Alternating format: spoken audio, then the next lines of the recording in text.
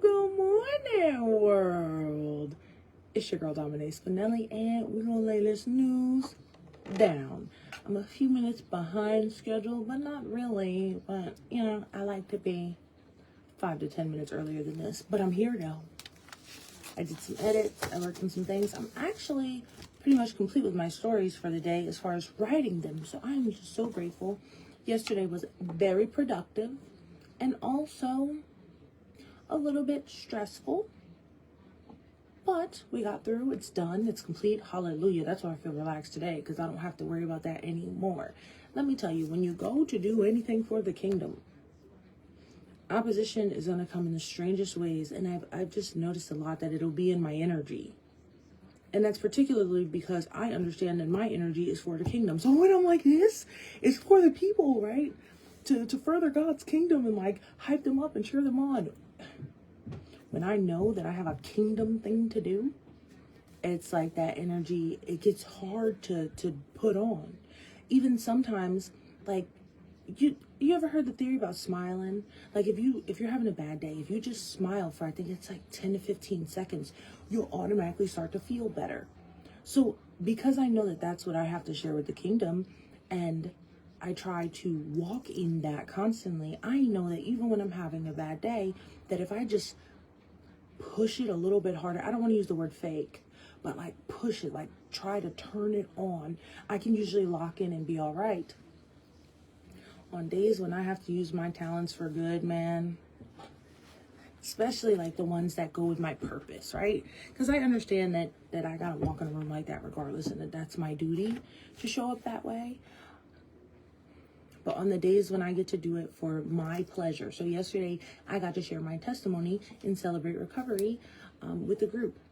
For whatever reason, my light was not turning all the way on. And I was like, flicking it all day. Like, come on, you got this. Like, what's wrong with you? And I did all the things that I knew would make me happy. And I, and I just trying to keep my mind on this. Like, this is what you wanted. This is what you wanted. This is just a small step in the direction that you always wanted to go.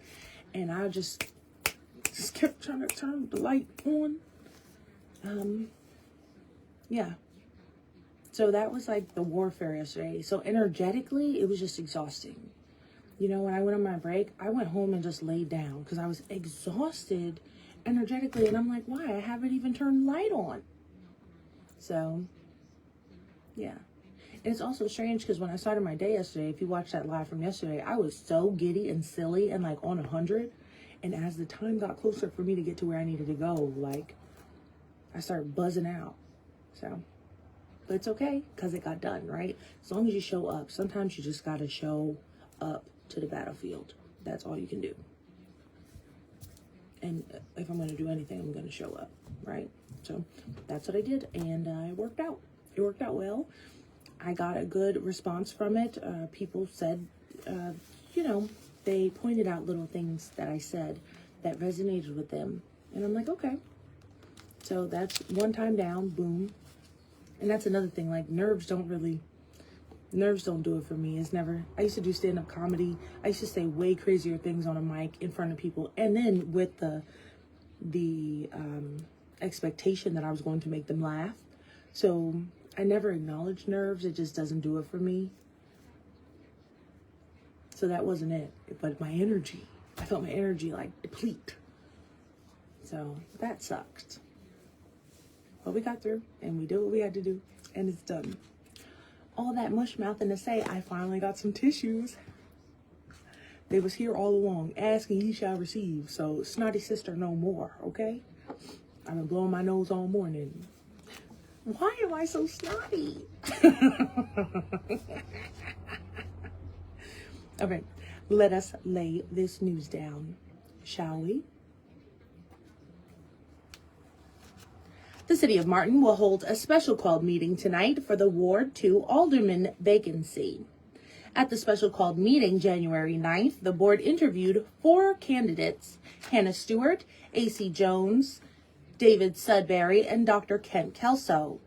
Each candidate expressed their qualifications to the alderman, along with their perspective on how to best serve Ward 2, a seat previously belonging to interim mayor David Belote. The Martin City Board will announce a decision tonight at 5:15 at the Martin Police Department. I did some of that off the fly, but it worked. The Weakley County Commission will hold their first meeting of the year this evening at 5 at the Weakley County Courthouse. The board will elect notaries public and appoint...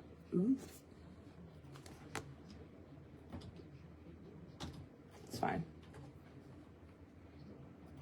The board will elect notaries public and appoint the county attorney as well as a constable of District 6.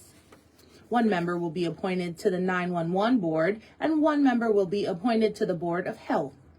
The commission will also discuss the budget amendments to the school fund for the fiscal year ending June 30th, 2026.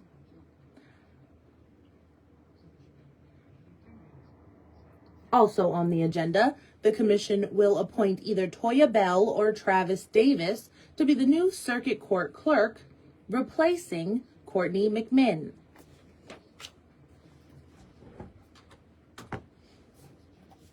UT Martin's advisory board will meet at 1 Friday in the bowling. This one was edited.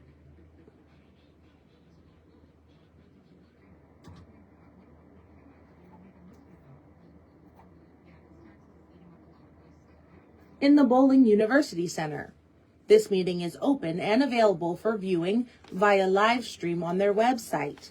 Agenda items include an enrollment and retention update, an athletics update, a strategic plan update, and the election of a chairman.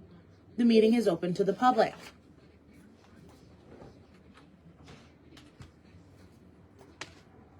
Manpower Martin will host a hiring event tomorrow from 10 to 3 at 162 University Plaza Drive in Martin. Manpower Martin will connect job seekers with immediate and upcoming employment opportunities. Opportunities include manufacturing, production, warehouse, skilled trades, and general labor positions. Attendees are encouraged to bring a resume and valid identification. All are invited to attend. For questions, call Manpower in Martin.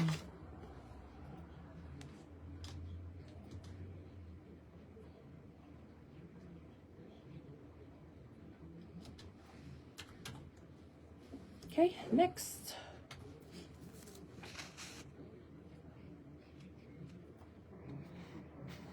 A grant has been received for the UT Martin Skyhawks Achieving in Life, or SAIL program. The program was started to assist students with intellectual disabilities in their college experience. Dr. Clinton Smith, who is the SAIL program co-principal in... Let me see.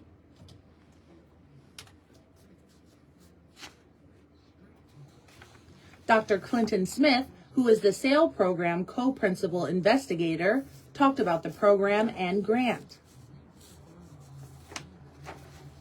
Disabilities, the transition from high school forward, leads to low-wage jobs, oftentimes no jobs at all. This post-secondary inclusion program provides a bridge from high school to employment. And that's the most important thing, is helping them find jobs. This has been a long-term dream for me to have a program like this on campus. We've been applying for several grants since 2016. We applied for the Tennessee Believes grant back in February, and matter of fact, the deadline was Valentine's Day. We got it submitted and found out in April we received the grant for $387,000 for 3 years.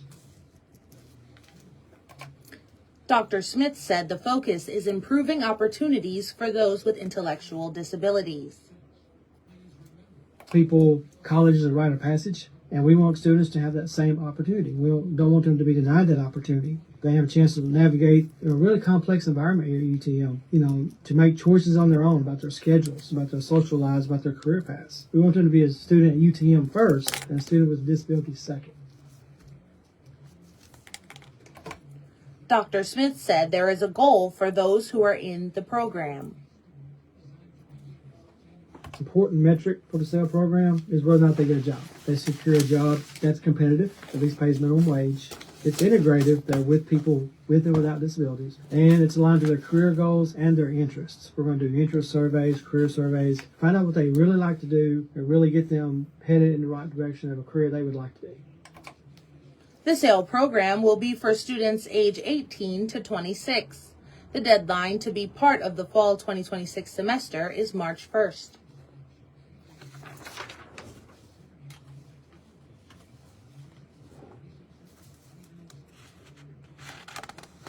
4 minutes, so it's a funny cut. I will do this one next. The Tennessee Highway Patrol will be conducting a checkpoint in Obion County on Wednesday. Troopers will hold a safety belt roadside checkpoint on US 45 West near Obion River. The Highway Patrol will target those who are operating a vehicle without a seatbelt, along with taking corrective actions for other violations that are observed.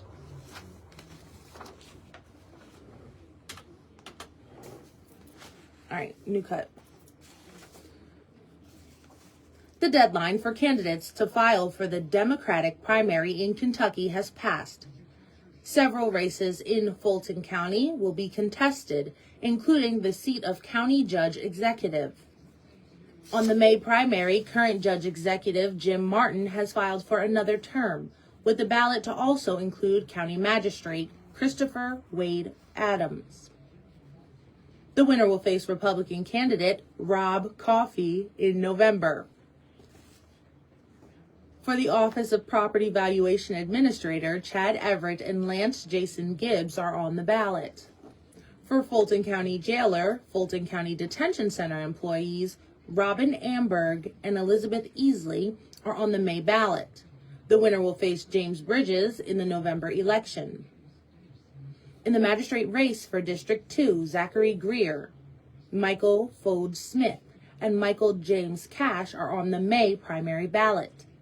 The winner will face Republican Nathan Campbell in November. Magistrate for District 3 includes incumbent James Matthew Moss, Nathan Lyle Wilson, and Gregory Black. Magistrate for District 4 includes Jordan O'Neill and Christopher Garrigus on the May primary. The winner will face Republican candidates Brandon Uzzle and Jonathan Todd West, along with independent incumbent Lace Butch Busby Jr. in the November election. The May primary in Kentucky is May 19th. I almost made it to the end of that perfectly. I got, I got in my own head.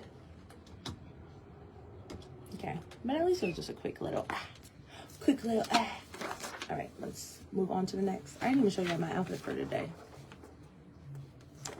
But that's because I'm focused. I'm fire too. This outfit is fire.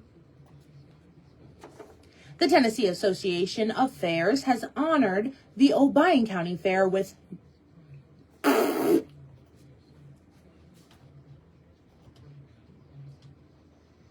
read it again.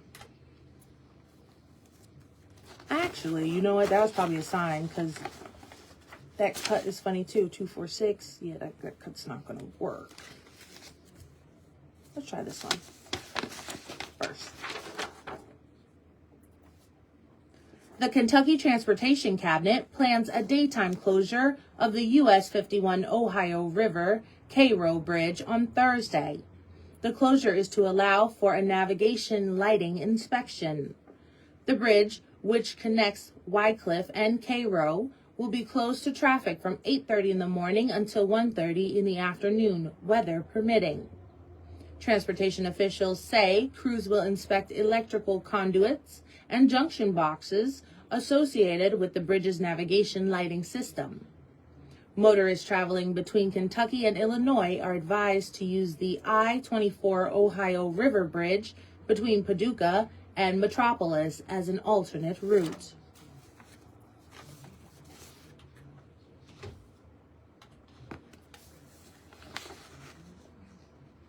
What is on the TV?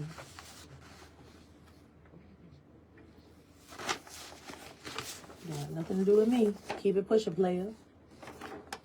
Troy chapter number 432 is now accepting applications for the Troy Eastern Star Scholarship. The $500 scholarship is available to college juniors or seniors attending a college or university in Tennessee who graduated from a high school in Obion, Lake, or Weakley counties. Applicants are not required to have an Eastern Star or Masonic affiliation. The application is due to Jim West by January 31st.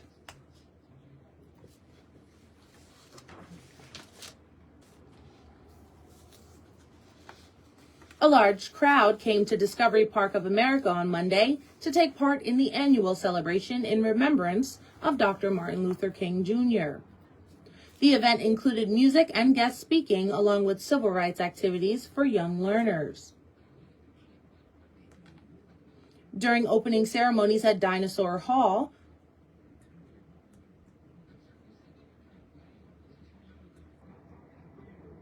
Raphael Freeman, the wife of UT Martin Chancellor Dr. Yancey Freeman, served as guest MC.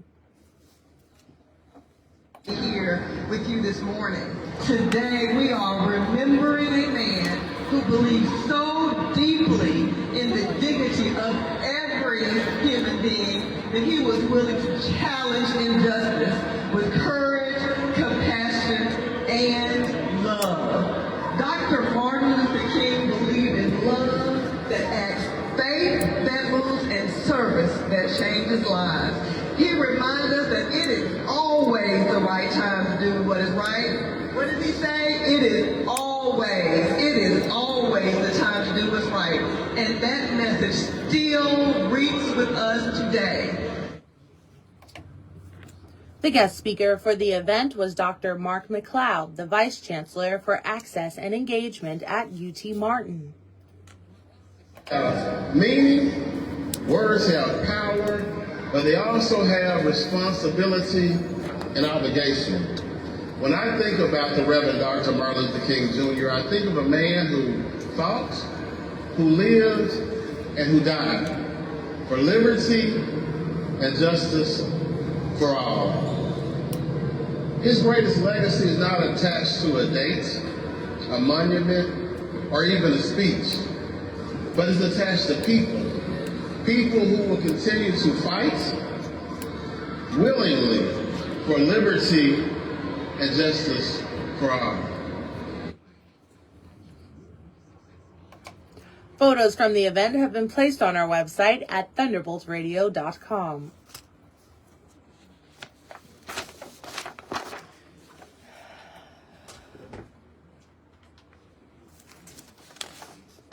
Last one.